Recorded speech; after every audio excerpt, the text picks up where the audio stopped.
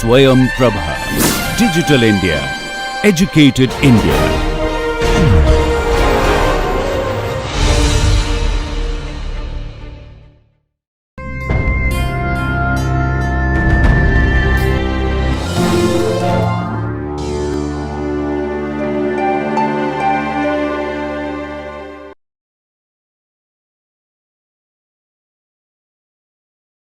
Enabling disclosure. Now let's look at this requirement. We had already said enabling disclosure is a part of the sufficiency requirement. The sufficiency requirement also has an additional requirement that whatever you say has to be clear and intelligible. It's a language requirement. If you ask, if it's not clear and intelligible, then the basic requirements of the English language has not been satisfied. Now we are concentrating on the legal requirements, and sufficiency has this requirement called the enabling disclosure. So the disclosure that you make should enable or empower a person skilled in the art to perform or to make your invention, because a disclosure to be enabling, there are certain conditions that it has to satisfy. Now let's look at what enablement is. The specification must teach a skilled person how to make and how to use the invention. So making and using the invention has to be taught through the specification. So whenever you see a comparison with the prior art, you may find a statement that the such and such prior art teaches the invention, or such and such prior art has already anticipated the invention. So teaching the invention is something which every specification is expected to do. So the specification's role, apart from carving a private right to the inventor, the role of the specification, which is a role that is directed towards the public, is to teach the people who don't know anything about the invention to perform and to use the invention. So once you describe in detail how the invention can be made, which is once you teach the invention through your specification, there is a danger of others copying you. So patent law comes in to allow an applicant, an inventor, to disclose his invention in full in such a way that others can make it, but grants a monopoly or an exclusivity over a period of time, such that though the teaching is there in the public domain, others cannot use it without your permission. So this is the balance that patent law tries to strike. At one end, it puts the knowledge into the public domain. People can use the knowledge to a limited extent. They can experiment with it. They can use it for instruction. They can teach others about it.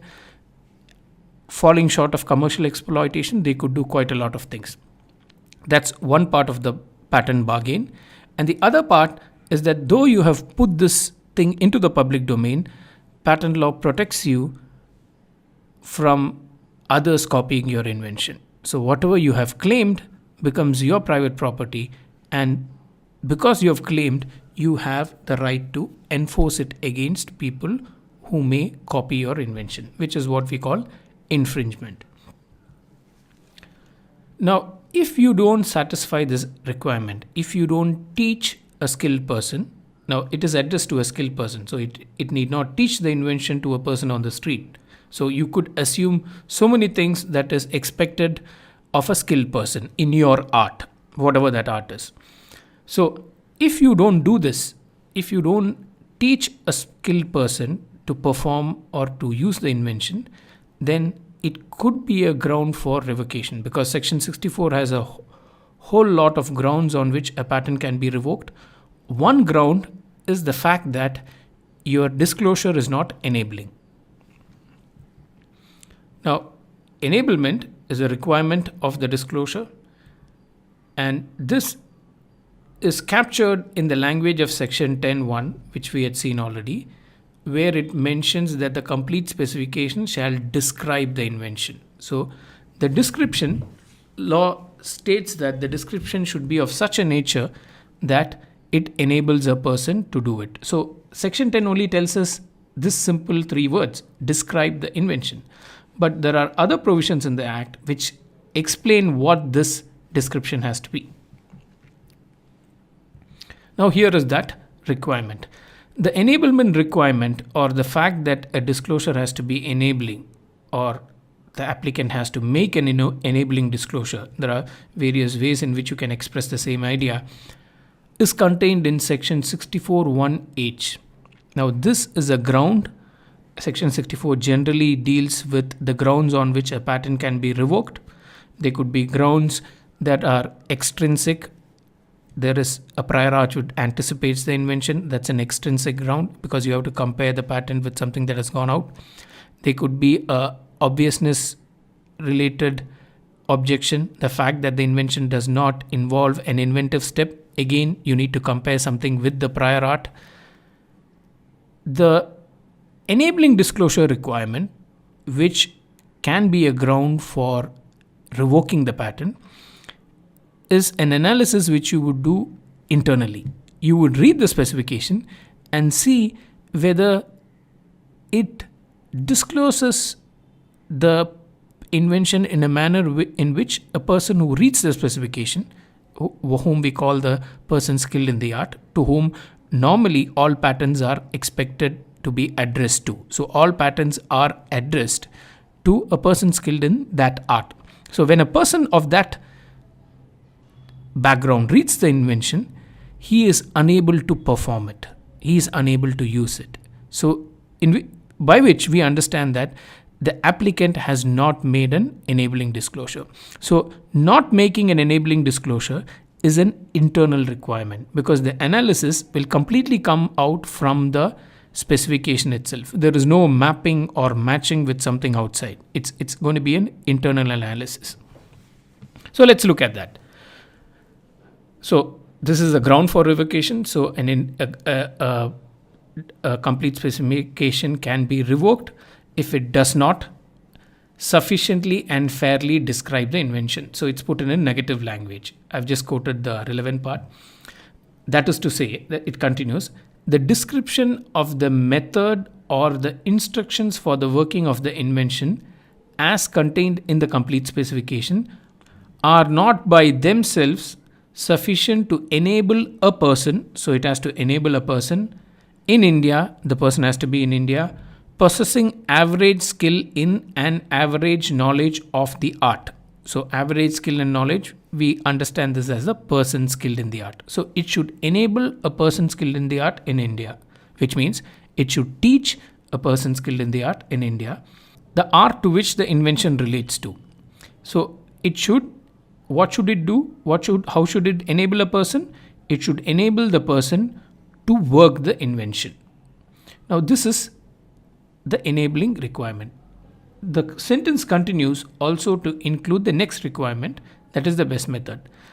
That it does not disclose the best method of performing it, which was known to the applicant for the patent and for which he is entitled to claim protection. This repeats the language of section 10. We had already quoted section 10. So a patent can be revoked, a granted patent can be revoked if it does not disclose the best method or if it does not enable a person skilled in the art to perform the invention, to work the invention. Now, the requirement of enablement refers to the ability to practice the invention without any further input from the inventor. So you should, which means the document should be self-contained. You just read the document, or a person skilled in the art reads the document, and he should be able to practice the invention. There should not be any need to get back to the inventor with further information as to what did you mean when you meant heated at a particular temperature, how is the heating done, or on what equipment the heating is done. So it should contain all the details so that you don't have to get back to the inventor, or there is no need for you to get back to anybody else, in the sense that you need to consult another expert as to what was mentioned here. So it's viewed from the perspective of a person skilled in the art, and it should enable a person skilled in the art to practice the invention. Now let's look at the scope of the enablement requirement. it applies only to the claimed subject matter. So what you have claimed, you should enable. So if your claim is covered to what you have mentioned in your principal claim, the main claim, then the enablement requirement should cover what you have claimed. There is no need for you to enable a person with something which you have not claimed. If the method is not claimed, it need not be disclosed. So this again flows from the earlier point. So you only claim an apparatus and a product, and you do not claim the method. There is no method claim or process claim in your application. So there is no need for you to disclose or to enable a person to show in what method you had achieved the product or the apparatus. Trade secrets. Because of the enablement requirement, you cannot include trade secrets because trade secrets are contrary to the enablement requirement. You cannot say that we would not disclose a part of our invention because it's a trade secret. And you would also understand this better when you know that patent law came as a replacement to the trade secret regime. Because earlier, before patent law came into effect, we had only the trade secret regime, which means people used to keep their invention as a secret so far as they could do it, because there were some technologies which could be reverse engineered and which could not be kept as a secret. But if the technology allowed you to keep it as a secret, the person keeps it as a secret. So patent law, or the patent bargain, by which we mean you teach the public how to perform the invention, and in lieu of your disclosure, you are granted an exclusivity. So that came to replace the trade secret regime, because in a trade secret regime, you don't make a disclosure. So trade secrets and the enablement requirement do not go hand in hand. So you cannot claim in your specification saying that this was not disclosed because it's a trade secret. So if it's a trade secret, you keep it outside the purview of patent law. And the enablement, as we have already mentioned, is addressed to a skilled person in that art. If it's mechanical invention pertaining to automotives, more specifically on internal combustion technology for engines, then the person skilled in the art is a person who belongs to that field, who has the expertise in that field and who can work the invention in that field. So enablement should be viewed through the eyes of a skilled person. It should not be viewed through the eyes of a commoner or a person on the street, a common man. Now, some specification, in order to make the specification brief and to save time, they may use things like well-known process or a commonly used device. So those terms have been interpreted as not enabling a person. So when you say it is by well-known means, you have to actually mention what those well-known means are. So words such as well-known and commonly used and other variants which would signify something that is already known to everyone still may need an explanation depending on the field of the art. Now, the enablement requirement requires the applicant to disclose all information that is needed to reproduce the invention. And the standard in India is that the skilled person should be of average skill and average knowledge. Now, in US, it's called ordinary skill, a person having ordinary skill in the art. In this particular context, we use average skill, and there is a difference in the wording in the Patents Act in India itself. In this context alone, the word average appears, and in every other context, especially when it comes to inventive step, it's just the person skilled in the art. The average qualification is not there. So as we said, the patent is addressed to the skilled addressee, and the enablement requirement is viewed and determined through the eyes of the skilled addressee. The skill itself is determined as on the date of the filing. So if there are certain improvements to the art after the date of the filing, or if there are certain clarifications which have come to the field after the data filing, they will not be considered in determining whether there was an enablement requirement, because the enablement requirement goes back to the date of filing. The day on which the applicant made the application, did he enable the person skilled in the art? Now, there may not be a need to explain the how and why the invention works. Now, you explain the invention, you carve an exclusivity for your apparatus or for the method, but the theory or the logic behind its working need not be explained. You can just explain the fact that how the invention is made, the fact that how it can be put to use, all that is fine. But the theory or the explanation as to how or why it works is not expected from the patentee. Now, one of the requirements in this field is that because it's addressed to a skilled addressee, the skilled person in a particular art, there is quite a lot the skilled person would already know.